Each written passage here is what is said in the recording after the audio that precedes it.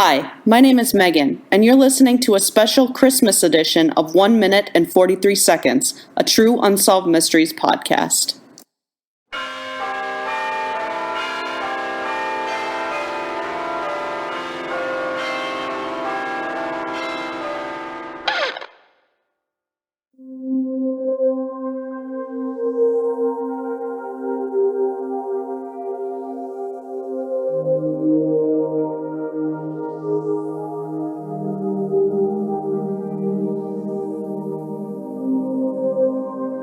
Families gather to celebrate the holidays this year. It's unfortunately a sad time for many, as countless people in the United States are missing. The following people that we are mentioning in this story are those that have gone missing on Christmas Eve or Christmas Day. Although there is little information available in some, we felt it necessary to share what we do know about them. Thanks for listening and enjoy the special Christmas episode of 1 Minute and 43 Seconds. Okay, well, listen, I appreciate you doing this. Welcome to the show. I think this is episode 20 now, right? I thought it would be kind of cool to do a Christmas special. And by cool, I mean it'd be interesting. Of course, my heart goes out to every person that went missing in this episode that we're going to discuss. But so basically, the people that I'm going to talk about in this, all of them have gone missing on Christmas Eve or Christmas Day. And Santa abductions are out of the question? Yeah, you need to behave yourself, okay? No aliens, no Santa. But it's like the perfect time to be like, this is how Santa gets his elves. Okay, now that you've got that out, should we dive in? Sure. Okay, let's go with the first one. Okay, the first one I have, his name is David Horn Jr. He was 35 years old at the time that he disappeared, and he disappeared from Marcus Hook, Pennsylvania in 2017 on Christmas Day. Oh, so recent-ish. 5 years. Yeah, so it's fairly recent. So 4 years? 4 years. Yeah, 4 years, yep. So David Horn Jr., 36 years old. He was last seen on Christmas Day of that year between about 7 and 7:30 p.m. at Connolly's Pub in Marcus Hook, Pennsylvania. At the time, he lived in his deceased grandmother's home just by himself. And it was about, from what I found on Google, it was like 2 miles from where he was last seen. David apparently called an Uber, but the ride was canceled. And nobody knows why. But basically, that was the last time that he was seen. So no phone, no nothing. Like, dude just totally up and disappeared. Well, he had his phone because he called the Uber. No, like no one's found his phone since. Oh, no, not that I could find. Yeah. So I should say, before I dive into these things, I have like a few of these stories that have very little information. And that's why I decided to highlight their cases. And then the one that I'm saving for last has a little bit more info. Okay. So we've got no info. We've got a known last location and like anything else? Like, oh yeah, we got a little more, but I'm just saying the first ones I'm going to tell you about are a little bit less known. So, okay. So David had told his family he planned to go to Vegas in the days after Christmas. So they weren't immediately concerned when they didn't hear from him. But as time went on, David's father, David Horn Sr., became a little concerned because they hadn't heard from him in so long. So he decided to go to David's house to check in on him. And this was on January 5th. So he was last seen on Christmas. His parents... 10 days at this point, right? Say it again? He's been missing for 2 weeks at this point. Yeah, and the reason is because, the reason no red flags were thrown up is because he had said he was going to Vegas, so his parents assumed he was there. Okay. So anyway, January 5th, his father goes to his house and discovers his son's truck in the driveway. Even more unsettling was when his father used his key to enter his house, and he found the TV and lights on, as well as fans running, which is obviously a red flag. One thing about David was that he battled alcoholism, and there were several empty vodka bottles scattered around. And the reddest flag of all, perhaps, was that his unused airline ticket to Vegas was discovered in the house. Yeah, no, that's interesting because if all that stuff was unused, that means he obviously didn't go anywhere. He didn't go to Vegas. So where'd he go between his house and... Well, no, his truck was already there because he was calling an Uber from the bar. So it's still from the bar to wherever he ended up. Yeah, but he also had the lights on and the TV on and all that other stuff, which is weird, right? Yeah, very much. It's almost like he was planning on being back, or, he was home and something happened to him. I mean, yeah, it's weird because, nothing explains that. I mean, except for the whole Santa abduction thing, but obviously that's just hooey. That is so silly, and I'm glad you acknowledged that, and I didn't have to be the one to do so. Guy's too old to be an elf. There's no reason for Santa to come around. That's true. But okay, so what else do we know? Like, do we have anything else? Did he have a social media presence that anything pinged on, or? I did not see anything about a social media presence, but however, the detective, and his name is Richard Jones, he said that David's digital footprint ended at Connolly's pub, which was the pub he was last seen at on Christmas Day. And that was with the Uber call, right? So that's where he was killed and buried. So nobody knows where he went from there. There was no bank or cell phone activity from David after the Christmas Day in 2017.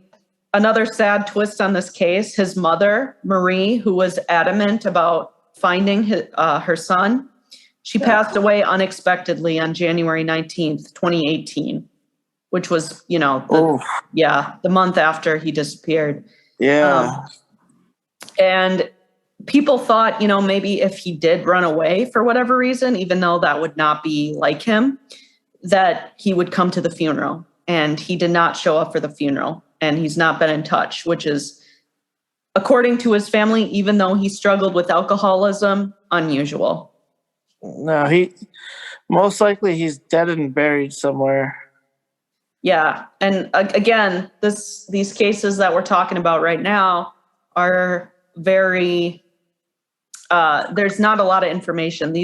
I haven't heard of these before searching them up for this episode. So. Okay, so.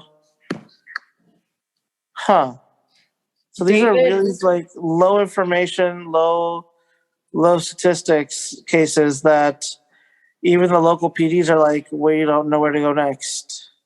Exactly. And actually the police department is saying they're looking for witnesses, or if anybody was at that pub on Christmas Day, 2017, Connolly's pub.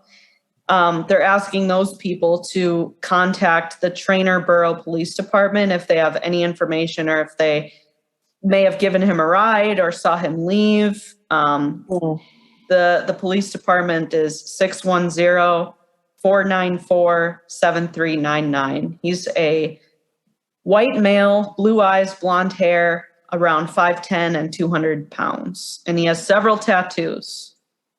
So... Interesting. Yeah, that's all we really have for him. Well, I mean, the best we can do is then just search the areas that we know he was in, or search areas that he's got like a connection to. Like if there's a town somewhere else that he's been to, or he had a friend in some other state, maybe that could be a part of it. But from what you're telling me, this is a super cold case. Like there's not much to go on. Unfortunately, no. Well. Yeah, it's very sad. There's no real tactful way to say this, but should we go on to the next one? Yeah, let's go to the next one. All right, the next one I have, if you can believe it, Sohaib, there's even less information on this guy than the one we just did with David. All right, let's hear it. So this is taking us back, turning the clock back to 2 years prior to 2017. So now we're at Christmas Eve 2015.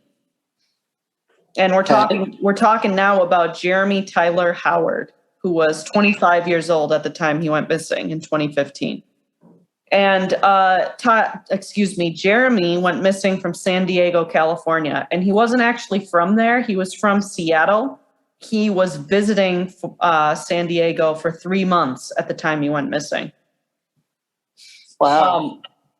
Based on the details surrounding his disappearance, it sounds like his sister and her husband maybe lived there. And that's why he was visiting. But he was last seen at La Jolla Cove early in the morning on Christmas Eve. So I'm talking around 5:30 a.m. He was watching the waves and seals from the shore. And a good morning activity. Yeah, but I mean, I bet you that would be beautiful, but at the same time, Yeah. I mean, first of all, you're on the West Coast. Isn't it the sunset that you want to watch? True, but sunrise is also pretty impressive over the ocean. I guess. So anyway, 5:30 a.m., he's watching the waves and seals, and he was actually due to fly back home to Seattle that day, but obviously he never made his flight. So what happened is that supposedly he was with his sister's husband at this beach, and supposedly he turned his back for a few minutes, and in that short time frame, I don't know what he was doing, but Jeremy vanished. And a thorough search of the water and the surrounding area turned up no sign of him. And again, this is crazy, but this is literally all the information we have. That's it? That's all I could find. That's all I could find. Wow. Obviously something's missing, right? Something's missing. There's a lot missing, like last known encounters and, just overall background. Like, wow, there's not a lot to go on. Yeah, and I mean, I wish I had more, but unfortunately, a lot of cases are like this where there's few details available. So yeah, Christmas Eve 2015, he was watching the waves with his sister's husband, apparently, and he disappeared. So whether, the obvious first theory we jump to is he somehow ended up in the water, but I don't know how that would happen. Again, something's missing. Something is missing. A lot's missing. Jeremy is described as an African-American man or mixed race by some agencies. Brown hair, brown eyes. He has a scar on the left side of his lip. He has a tattoo on his right forearm of a cross with the word faith, and a tattoo on his left forearm with the words R.I.P. Rashia, and the date 7/5/7/07. What does that mean? I don't know. I mean, obviously, it must have been somebody who passed away that meant something to him because he had it tattooed on himself. But yeah, so they're basically, again, they're looking for witnesses. If there was anybody around the area that saw him and has anything, they're asked to contact the San Diego Police Department at 619-531-2844. You're right. There's not a lot to talk about on this one. There's still little information.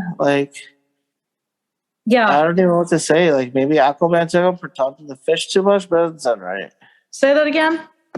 I said maybe you could say that if he was on the ocean, got a little too zealous, and he could have fallen over, bumped his head, and died underwater. But then there would still be a body eventually floating around.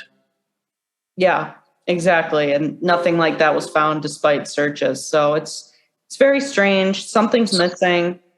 Yeah. But that's all. That's really all there is about that one. Yeah, that doesn't sound like a fun case in general because there's not a lot to go on, and there's like all the speculation in the world wouldn't mean anything because there's just not a lot to work with. Yeah. And I'll have photos, obviously, of all these people posted. But I just thought, even though there's only a little bit of information, it's still worth telling. Because it just kind of sheds light on the fact of how many people are actually missing in this country and how little we actually hear about so many of them. Oh, yeah. No, missing persons is in the millions. And you know what the number one I won't sex say millions, trafficking... but go ahead. Huh? It's not millions, but it's a lot. It's in the millions. I mean, okay. You might be right. Go ahead. What were you saying? So what I was saying was... the number one something. Yeah, the number one... What was it? Number one cause of, I guess, drunk delusions is excess drinking, right? So that might be part of it. Drunk delusions, the cause of drunk delusions is excess drinking? Yes. Are you drunk right now? No, I'm not. I'm trying to formulate my thoughts here. I'm trying to say that Can I keep that in? It's really tough right now because I'm trying to formulate my thought, but it's not coming out correctly. What I'm trying to say is that this is like one of those situations where not enough detail and nothing to go on. It's a missing person because there's people who are looking for them. Think about all the people who disappear like this who don't have people looking for them. Absolutely. And it's such a different case, right? America technically has the number one sex trafficking event every year. That's the Super Bowl. You mentioned this on another show, and I forget which one it was. We talked about this at a different time, but there are more people that go missing during the Super Bowl than any other event during the year. They don't count the Olympics because that's every 4 years. But yeah, it's ridiculous. The next one is the case of Mark Linstead Myhre. And he has been missing since Christmas Day 2012 from Monroe County, Florida. And at the time of his disappearance, he was 61 years old, okay? So he was last seen in Monroe County, Florida on Christmas Day 2012. He was speaking to his son, and at this time he was sailing.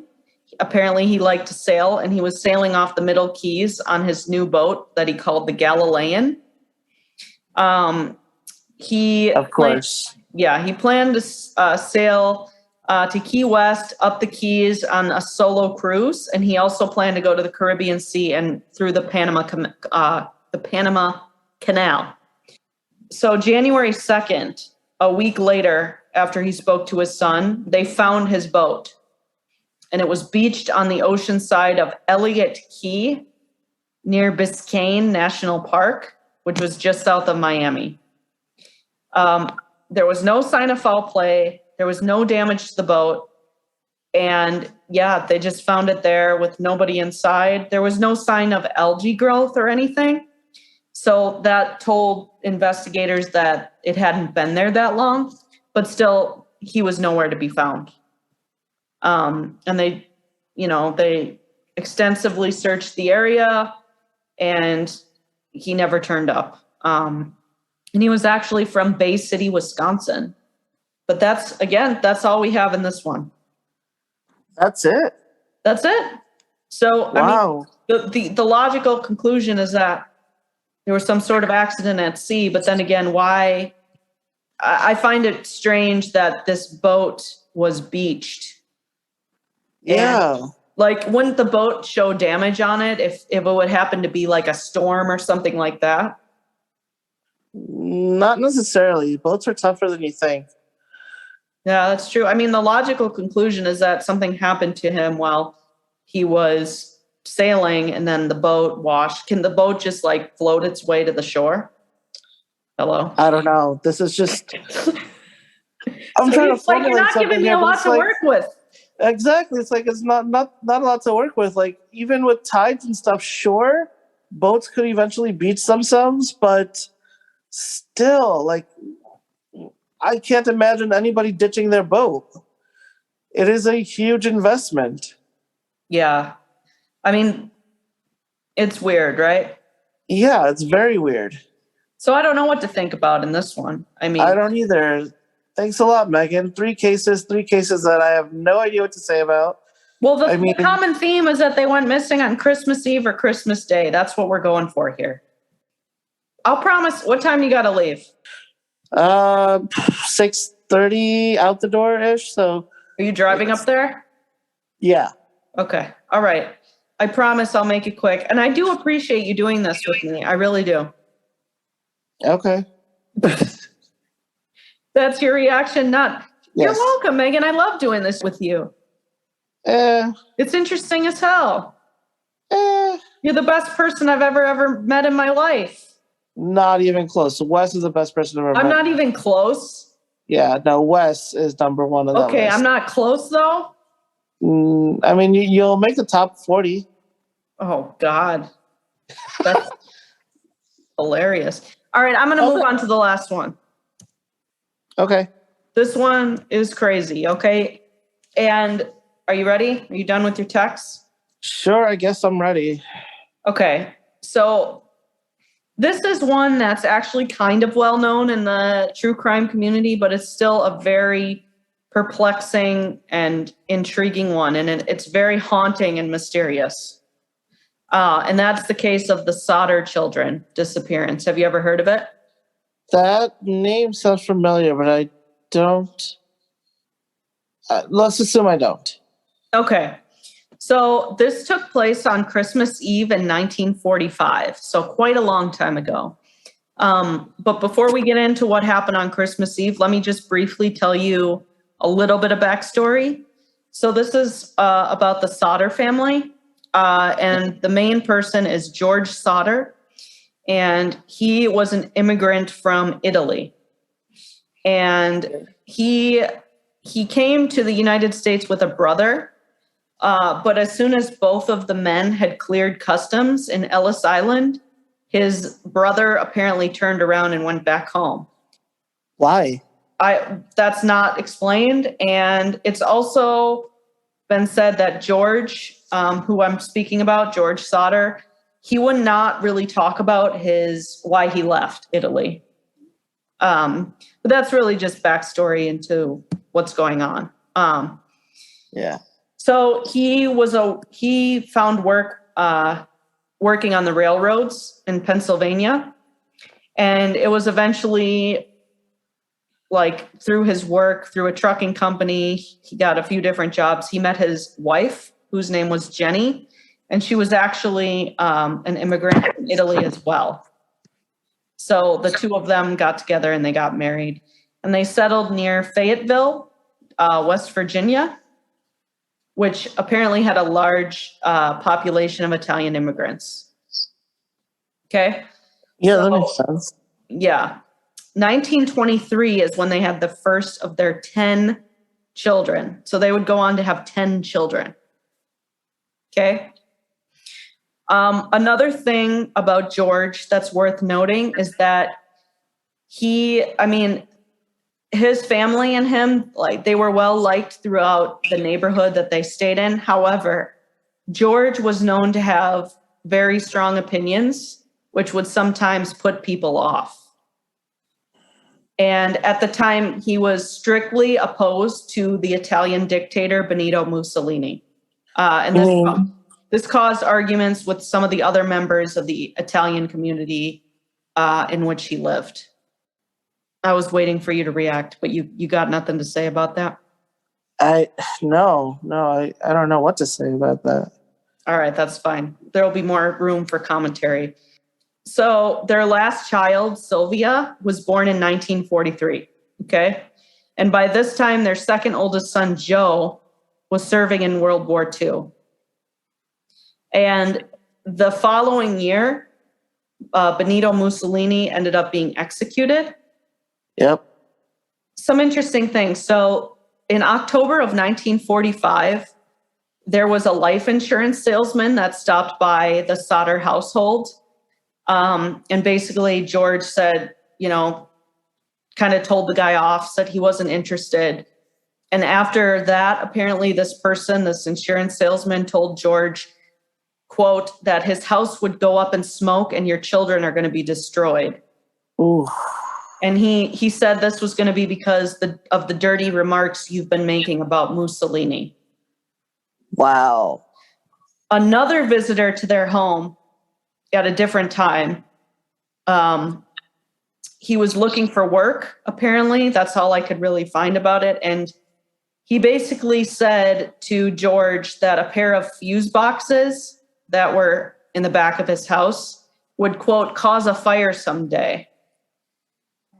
So George was very puzzled by this, and this was because he had just had the house rewired, and he had like a stove installed, and like everybody was saying that his house was safe. So he thought this was a weird comment, okay?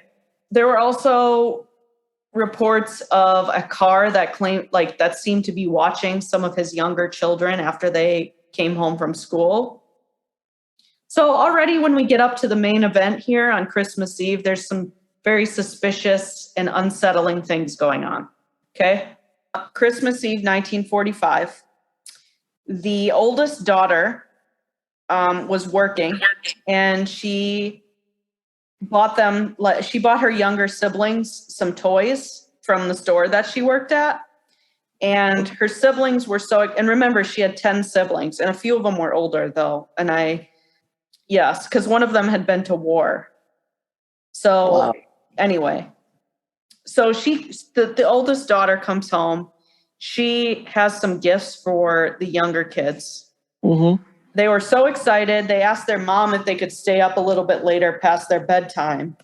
And she said, yeah, that would be fine. As long as your brothers remember to put in the cows and feed the chickens before they go to bed. Remember, this is 1945. So Yes, everyone had chickens. yeah. So George, who was the father, and his two oldest sons, which were John, who was age 23, and George Jr., who was 16, they were working with their father all day. So they were tired, they were asleep. Sure. Yeah. So basically, after they told the kids who were still awake to do the chores, they went upstairs and went to bed. Okay. First odd thing that happens is that the phone rings at 12:30 in the morning. And Jenny, who is the mother, the wife of George, she wakes up and answers the phone. And on the other end of the phone is a woman's voice who she doesn't recognize. And this person asks for somebody that she does not know. In the background, she heard like laughter and some clinking glasses.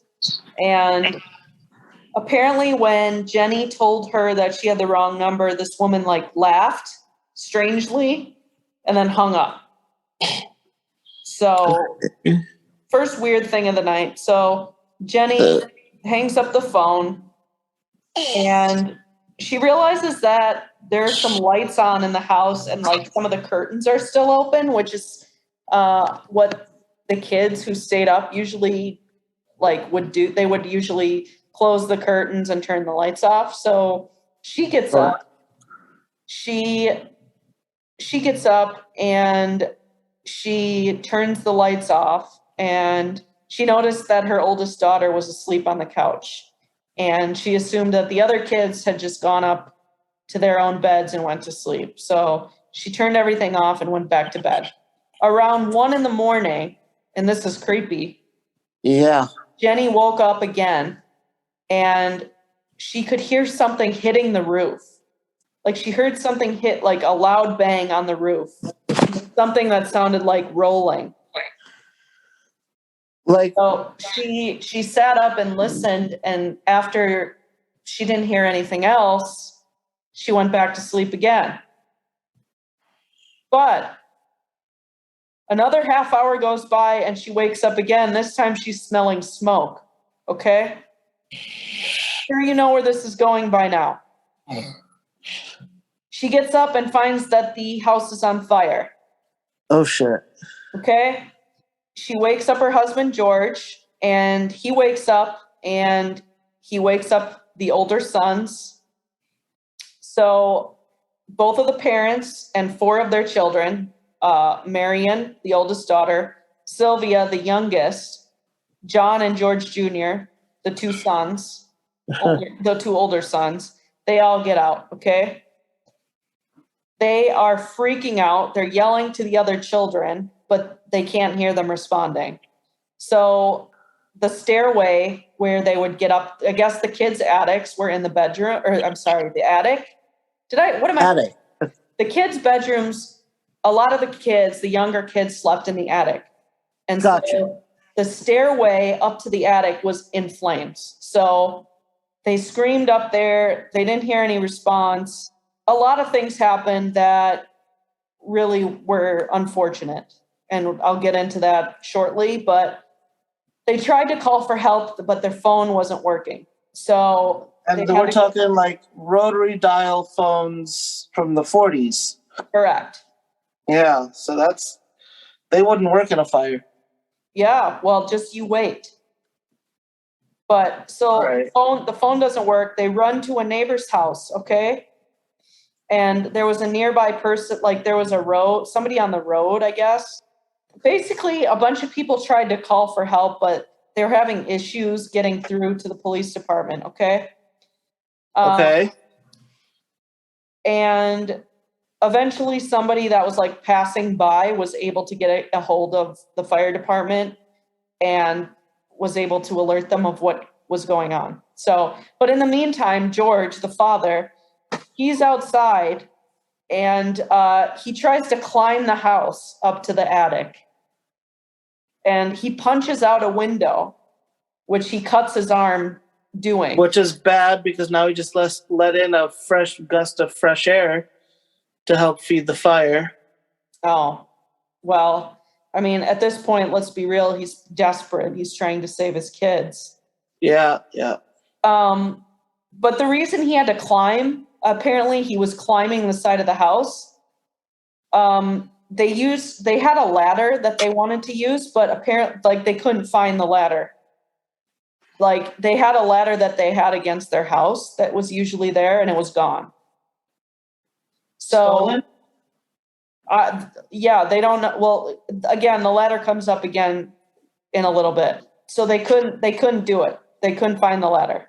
So then his next thing was the dad tried to pull some trucks he used like for business up to the house and climb on top of those to get to the attic window, but neither of his trucks would start. Yeah, well, it's the 40s. Cars would stall if you flood the engine. That is what they said could have been a possibility. So frustrated, and sadly, the 6 people who got out of the house, the parents and the 4 kids, they had no choice but to watch the house burn down. And the fire department actually didn't show up till later that morning. And apparently this is because they had less people on staff because of the war. Well, yeah, there was still World War II going on. Right. How many kids were in the attic? So there were 5 kids that were in the attic. And that was Maurice, age 14, Martha, age 12, Louis, age 10, Jenny, age 8, and Betty, age 6. Basically, the parents are assuming that their kids died in this fire. Obviously, this is horrible. Right. But it gets crazier, okay? Okay, how? Okay, so basically the fire marshal's office conducted an investigation. They issued death certificates for the 5 kids. But Yep. their family started to question things because they wondered why, if the fire had been caused by an electrical thing, their Christmas lights were on throughout the night. That's one. Number 2, the ladder that was typically on the side of their house, they found it like 75 feet away, like thrown in an embankment. Shit, so someone wanted to make sure you couldn't get to the attic. Yeah, and you ready for this? The phone? What? The phone line hadn't been burned. Somebody cut the phone line. Wow. Yeah. Okay. So arson. Also, the children's bodies, they never found, basically they found like bone fragments of one person, but the fragments that they found didn't match any of the children. Like What the hell? the fragments that they found were like of somebody much older, and the oldest person that was found, like the oldest person that was in the attic was 14 years old, and I think like based on the bone analysis that they did, like the fragments they found were supposedly of somebody older, which is really crazy. Okay. Yeah, how'd that get there? Yeah, it's crazy. So especially like the mother, she was very like, she was not buying this at all, because like they found a lot of appliances that had been burned and they were still recognizable. And But according appliances don't burn, like they have higher burning points, right? Especially in the 40s, most things are made out of metal. But she did some research. This mother did some research, okay? She compared what happened to her kids. She compared it to what had happened in other fires. And in other cases, like for example, she studied another case where apparently a fire killed 7 people. They found all of the victims. Wow. Second of all, she called a local funeral home or a crematorium, and they said like, human bones remain even after bodies are burned and at 2,000 degrees Fahrenheit. Yeah, crematoriums are super hot. Yet For that one purpose. they did not find any trace of these kids in this place. Okay, it's hard to explain all this because there's so many things that happen. But basically, Right. they found like an organ in there, like they thought it was one of the kids' hearts or something. It turns out there was somebody that was working on this. This guy confessed that he put a beef liver that had never been exposed to the fire in the attic so that the family would be satisfied that the missing children were dead, like they died in the fire. Wow. Just wow. Yeah. And this is a police guy, I think. Reactions? I got nothing right now. It's like I don't even know where to start. I mean, this is the Santa elf theory at its best. 5 children go missing in a house fire with no leads, no hearsay. I mean, come on. Basically, the theory here is that these kids were kidnapped and it was made to look like somebody wanted to make it look like they were killed. Because there are a few sightings Of the dead people? of the younger kids that were supposedly for example, one person claims to have seen them in a car on the night of the fire, and they were peering out at the house in flames. There was another person that claims to have seen them at a hotel, and the kids were there with these people that were speaking Italian. And when the person at the hotel tried to communicate with the kids, apparently like they were glared at, and it's all this crazy stuff. Yeah, it sounds Basically, like it. they're wondering if it had to do with the Sicilian mafia and this guy George's strong opinions on Mussolini. See, that's the thing. Like, I don't think opinions are going to matter that much. This has to be something. Like, it has to be something very personal to go after children. Mm-hmm. So. So the youngest of the surviving kids that got out that night, Sylvia, she actually passed away in 2021. And she said that the house being on fire is her earliest memory. Wow. Yeah, and she said she would often sit up at night with her father, George, talking about what could have happened.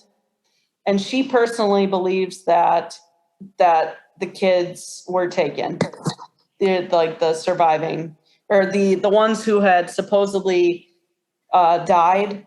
Yeah. She thought that they were kidnapped. I believe that too, honestly, because there'd be more screaming, there'd be more attempt to get out of the house if the kids were alive. I think they burned down an empty house.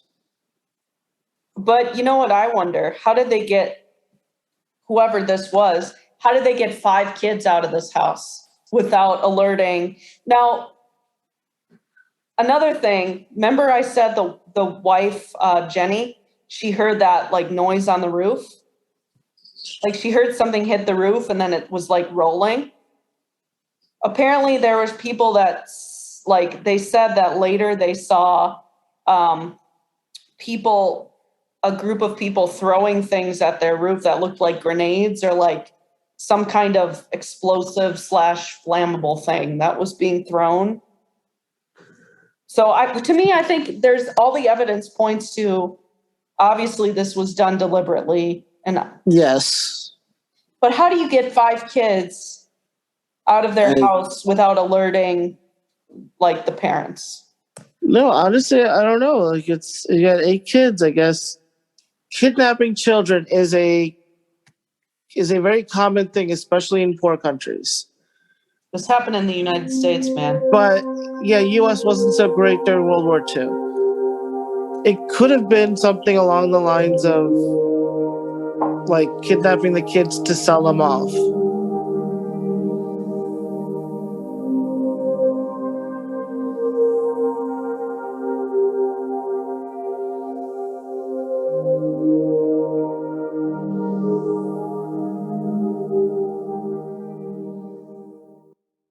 This podcast has been approved by Skipper the Cat. Right, Skippy?